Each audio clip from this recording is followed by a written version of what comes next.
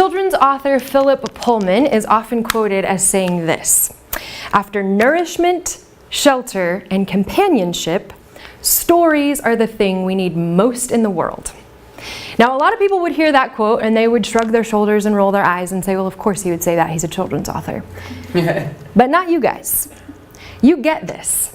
I know that you believe this because I'm looking out here today and I see some of my most valuable children's ministry volunteers. I see my small group leaders. I see my vacation Bible school coordinators. I see my craft prep team. And I know that you understand the power of story, and that's exactly why I've asked you to come here today. Because I'm going to ask you to take your volunteerism up a notch. I'm going to ask you to consider joining our team of storytellers.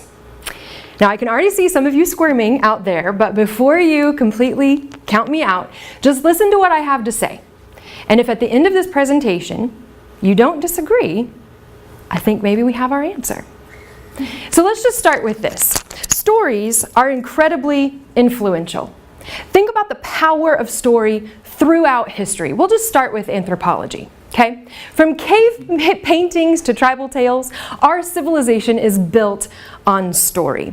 Now, I know that times have changed, but even author Karen Whipple says this: while we're more likely to sit around a television than a campfire, stories continue to shape us, and studies show that we spend almost half of our waking hours spinning tales, either to ourselves or to other people. That's a pretty staggering amount, but it's because we were made for story.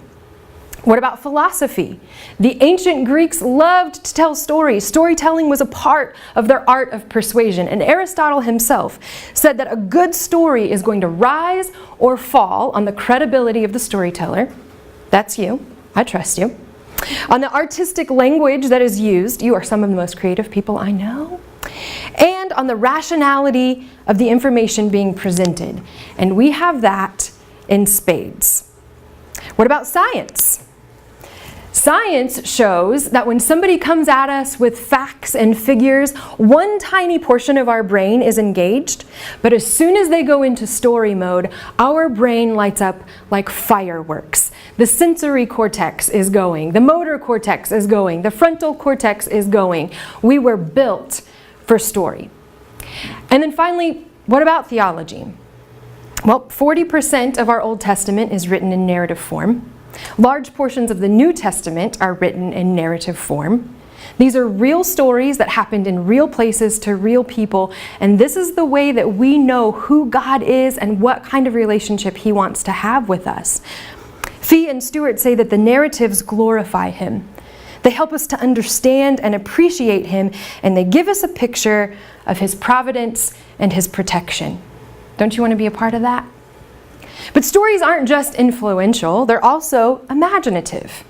Now, knowing you guys, I know that you love to utilize your gift of creativity. And what better way to do that than in telling stories to our children? Now, here's just a few of the ways that you might do this in a creative and imaginative way. You could use props. Buying a simple crown at the dollar store and bringing that in just took your story on King David to the next level. And what about puppets? Now, these are underutilized, in my opinion. I know that they're kind of a thing of the past, and most people think they should just be used for toddlers and preschoolers, but I guarantee you we have some 5th grade boys who would think that was hilarious, okay? What about pictures? I know that some of you have actually been to Israel.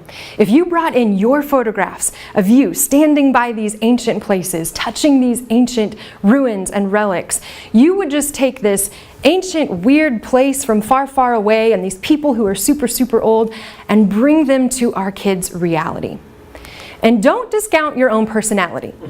Looking out here, I see some of you who can make some pretty funny faces, and you can make some pretty great voices, and you've got some great body language, and your own personality can make stories memorable for the kids in your small groups.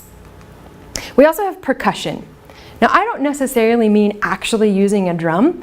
What I mean is use the children that you're talking to and let them provide the background music to your story. So for instance, if you're telling the story of Jesus calming the storm, invite your kids to give you a little bit of rain, and then maybe some wind and some waves, and then bring in that thunder and lightning, and then at the right moment, just silence.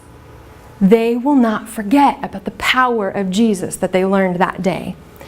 And then finally, what about participation? And by this, I just mean hand motions, gestures. We were all kids once. We were in children's ministry. How did we learn thousands of songs and Bible verses? Because there were hand motions. Now, some things I understand have changed over time, but some things just don't. And these work. These are just a few examples. I can already see the light bulbs coming on. I can see the wheels turning. And I bet there's some of you who have 6 more that you could list off right now. Stories are imaginative. They're influential. They're also important. Raise your hand if you placed your faith in Jesus sometime during your elementary school years. Okay? Barna Group tells us that half of all Americans who choose Jesus do so before the age of 13, and another 20% do so before 18. So 70% of Americans place their faith in Jesus before they graduate high school. That's a staggering number. I think that shows us just how important this is. But I'm going to take this to the next level. Raise your hand if you can remember the name of at least one of your elementary Sunday school teachers. Okay? Keep your hands up if you can remember at least 2. Yeah. Barna goes on to tell us that out of those people who placed their faith in Christ at a young age, 1 in 5 did so because of a teacher. That's you. Now, I was recently at the soccer fields, and I was there to watch my son play. And I was approached by a woman who I didn't know, and she simply introduced herself to me as Aiden's grandma.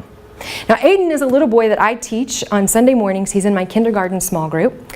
And Aiden's grandma went on to tell me that on Easter Sunday, they were sitting around the dinner table after church, and Aiden regaled them with this story about a curtain. A big, huge, heavy curtain that separated God from his people. They couldn't get to him, he couldn't get to them. And then Jesus defeated death. And that curtain ripped in 2. And all of a sudden, the people had a relationship with God that they'd never experienced before. Aiden's grandma went on to tell me that she was a little confused by his story. She said she knew the story of Jesus' resurrection. She'd heard it before. She knew Jesus was in the tomb for 3 days and the stone rolled away and he emerged. But she didn't remember any curtain. So she went back to the text, read it for herself, and there it was. And she said her first reaction was to be ashamed, because her 5-year-old grandson knew the story of Christ's resurrection better than she did. But her second reaction was, I have to find his teacher. I have to say thank you. Now, stories are influential, imaginative, and important. And I know that you don't doubt that. But I believe that you are also influential, imaginative, and important. And I hope you don't doubt that. Because I'm going to give you 2 weeks. 2 weeks to think about this and to pray about this. And then I'm going to be contacting you. Because I want you to join us. I want you to join this influential, imaginative, and important team of storytellers. And I'm going to ask you to come and share a tale from the greatest story ever told. And I hope you don't turn me down. Thanks for giving me your time today.